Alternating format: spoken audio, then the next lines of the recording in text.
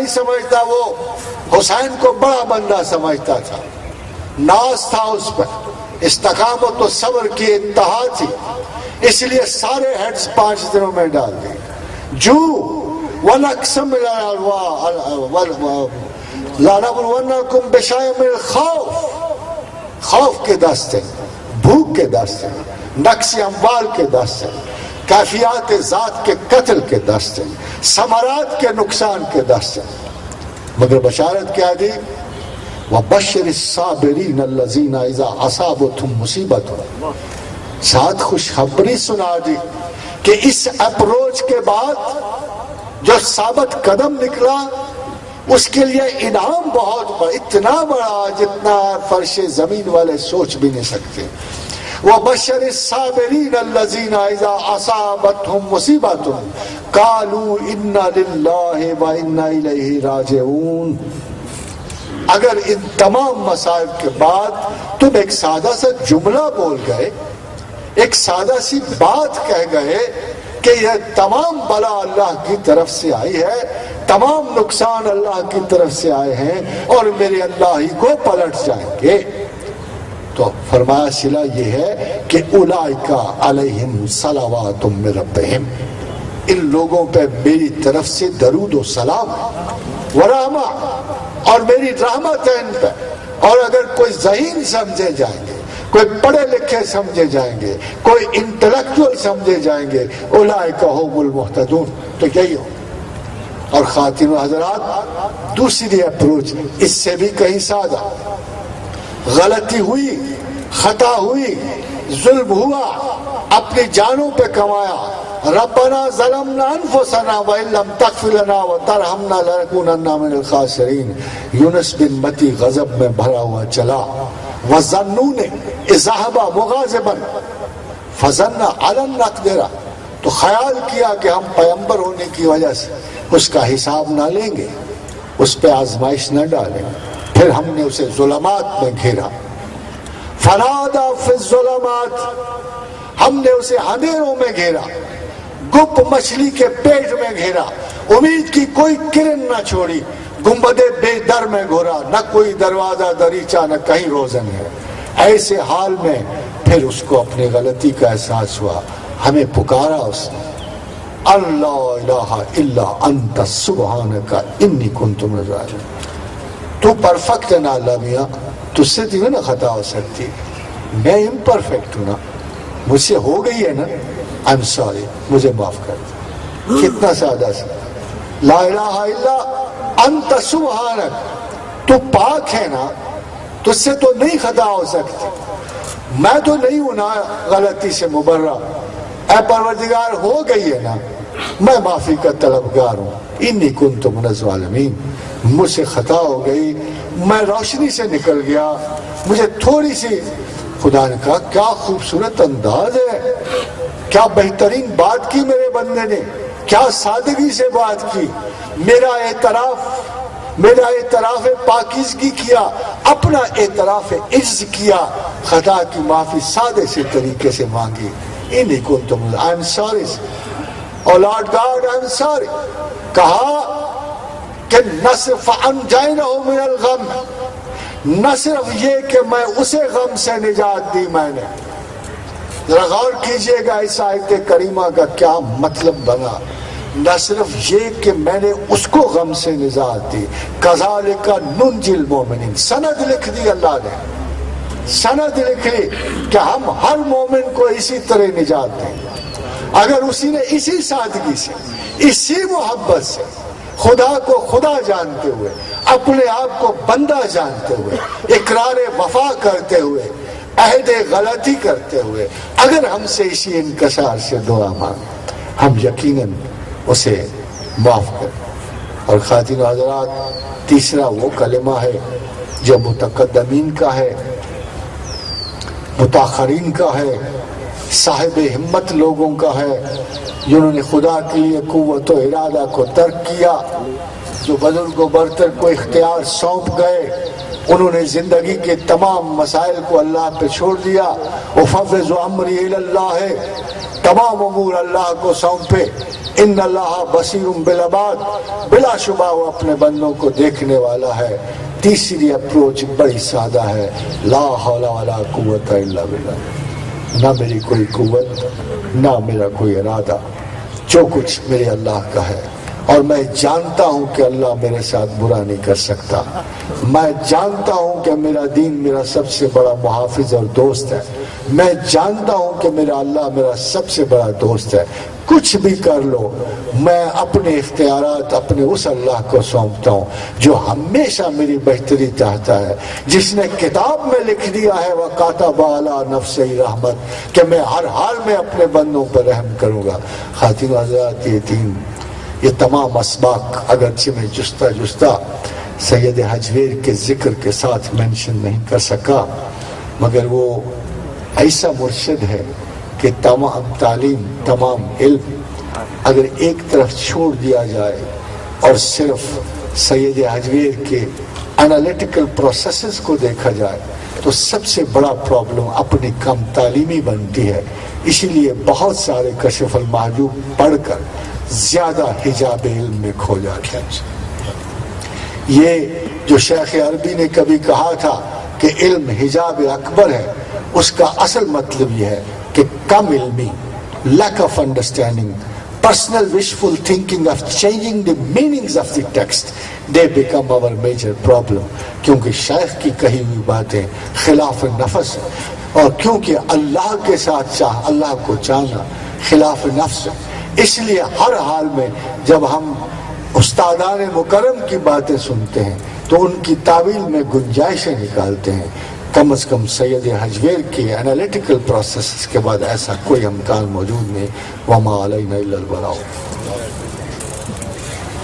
یا ارحم الراحمین، یا ارحم الراحمین، یا ارحم الراحمین، یا ذا الجلال والاکرام، یا ذا الجلال والاکرام، یا ذا الجلال والاکرام. لا الہ الا انت سبحانک انی کنت من الظالمین. اللهم انا نسألک بانک انت اللہ الاحد الصمد الذی لم یلد ولم یولد ولم یکن له کفوا احد. اللهم انا نسألک بان لک الحمد لا الہ الا انت وحدک لا شریک لک الحنان المنان بدیع السماوات والارض یا ذا الجلال والاکرام. وإلہکم الہ واحد لا الہ الا هو الرحمن الرحیم. اللہ لا الہ الا هو الحی القیوم. الف لام میم. اللہ لا الہ الا هو الحی القیوم. اللہم اجعلنی صبورا واجعلنی شکورا واجعلنی فی عین صغیر وفی اعین الناس کبیرا. اللہم احسن عاقبتنا فی الامور کلها واجرنا من خزي الدنیا وعذاب الآخرہ. اللهم انا نسألك العفو والعافية. اللهم انا نعوذ بك من البرص والجنون والجذام وسيء الاسقام. اللهم انا نسألك من فضلك ورحمتك فإنه لا يملكها الا انت. اللهم رب النبي محمد اغفر لي ذنبي واذهب غيظ قلبي واجرني من مضلات الفتن ما احييتنا. اللهم صل على محمد وعلى آل محمد كما صليت على إبراهيم وعلى آل إبراهيم إنك حميد مجيد. اللهم بارك على محمد وعلى آل محمد كما باركت على إبراهيم وعلى آل إبراهيم إنك حميد مجيد. اللهم صل عليه كلما ذكرك الذاكرين. اللهم صل عليه غافل عن ذكره الغافلين وسلم تسليما كثيرا. Thank you so much. Thank you so much for listening so patiently. خواتین حضرات، 15-20 منٹ کے لیے نماز کا وقفہ کر کے پھر ہم یہاں جمع ہوں گے. مسئلہ یہ ہے کہ مسلمانوں کے سارے زوال کا باعث بھی ایک ہے.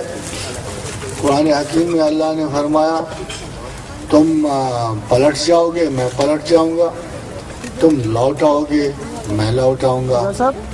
تو اگر ہماری ترجیحات بدل جائیں، جیسے حدیث رسول صلی اللہ علیہ وسلم کے کہا گیا کہ زمانے آخر میں بنو افرا کو غلبہ ہوگا، تو اصحاب رسول نے پوچھا یا رسول اللہ کیا وہ تعداد میں بہت کم ہوں گے؟ فرمایا نہیں، مور و ملخ کی طرح ہوں گے. تو اصحاب تو بہت تھوڑے تھے اور انہوں نے بہت بڑے بڑے غلبے پائے تھے، تو وہ بڑے حیران ہوئے اور پوچھا یا رسول اللہ پھر کیا وجہ ہوگی؟ کہا ان پہ دنیا کی ہوس غالب ہوگی.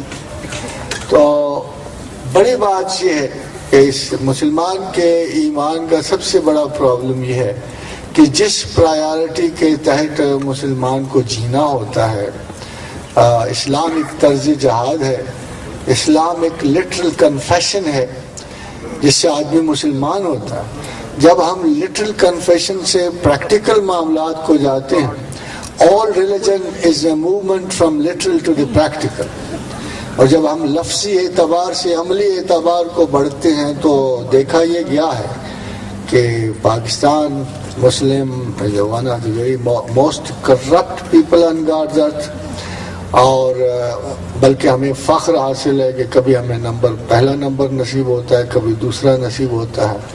تو اہل یورپ کے جو بہت سارے قصیدے گائے جاتے ہیں، انہوں نے اپنے سسٹمز کو سروائیول پہ مرتب کیا ہے، انہوں نے کسی خدائی خوف میں متمول نہیں کیا، اور جو مسلمان خوف خدا سے نکل جائے وہ ہر چیز کے خوف سے نکل جاتا ہے۔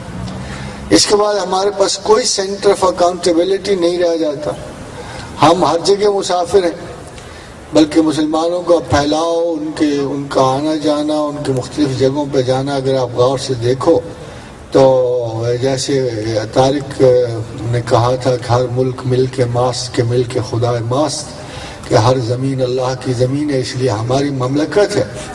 تو اس سلسلے میں ہم بہت دور آ گئے، چوا مرغے کے در صحرائے ہر شام، کشائد پر بفکر آشیانہ، ہم اس پرندے کی طرح جو گھونسلے سے بہت دور آ گئے۔ تو اگر ہم گھونسلے کو پلٹنا چاہیں تو اس میں عافیت ہے، اخلاق ہے، طاقت ہے، قوت ہے۔ جب تک ہم اپنی پرائیورٹیز کو چینج نہیں کرتے، مرتب نہیں کرتے، یہی کشف المحجوب سکھاتی ہے، یہی ان کا یہ کم ترین شاگرد سکھا رہا ہے۔ یہی آپ کو چاہیے غور کرنا کہ ہماری اکاؤنٹیبلٹی کا سینٹر کیا ہے۔ وقت ہے، حکومت ہے، معاشرت ہے، قانون ہے کہ اللہ ہے۔ جس نے اللہ کو اکاؤنٹیبلٹی کا سینٹر جانا، خدا اس کے دل سے خوف اور حزن کو دور کر دیتا ہے، کرامات الہیہ سے اس کی مدد کی جاتی۔ افسوس تو یہ ہے کہ ہم کرامات ڈھونڈتے ہیں مگر اہلیت کرامات سے ہم ناشناسا ہیں۔ This is the only cause، جب آپ پلٹ آؤ گے اللہ کو، اللہ آپ کی طرف پلٹ جائے گا، اور خدا کو نہ فوجیں چاہیے، نہ میزائل چاہیے، نہ 24,000 کی آرمری چاہیے۔ وہ تو ایک موسیٰ کے ذریعے جا کے فرعونہ مصر سلطنت کو پلٹ دے اور الٹ دے، اور انہوں نے عرض کیا کہ پروردگار اس قوم عالین کے مقابلے میں میں تنہا ہوں، تو کہا اچھا تجھے مجھ پہ شبہ ہوا کہ میں ایسا نہیں کر سکتا، تو یہ کیوں نہیں کہتا میں تیرے ساتھ ہوں، جاؤ۔ اللہ آپ کے ساتھ نہیں ہے، obviously جب اللہ آپ کے ساتھ ہوگا، اور خدا کا کہنا ہے وَلَا تَهِنُوا وَلَا تَحْزَنُوا، کہ میرے بارے میں سستی نہ کرنا، مجھے میرے مقام سے گرا کے تم عزت نہیں حاصل کر سکتے۔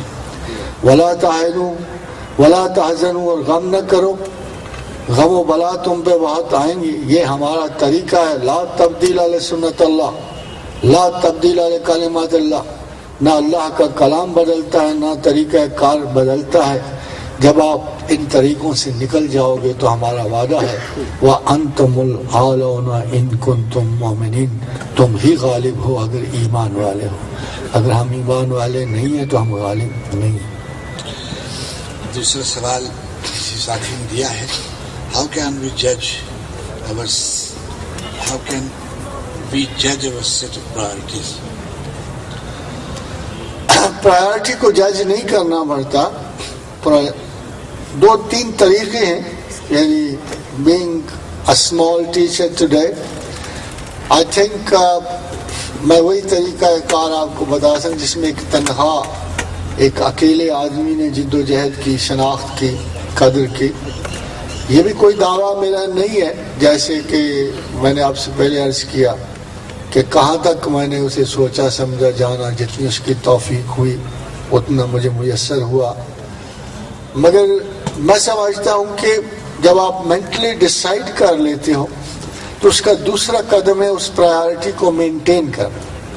بہت سارے لوگ حقوق العباد کو سمجھتے ہیں کہ وہ تسبیح ہے، مگر ایک بڑی خوبصورت بات کسی نے پوچھی حضرت سعید بن المسیب سے، اور کہا کہ کیا ایسا حرام ہے جس میں حلال کا شائبہ نہیں؟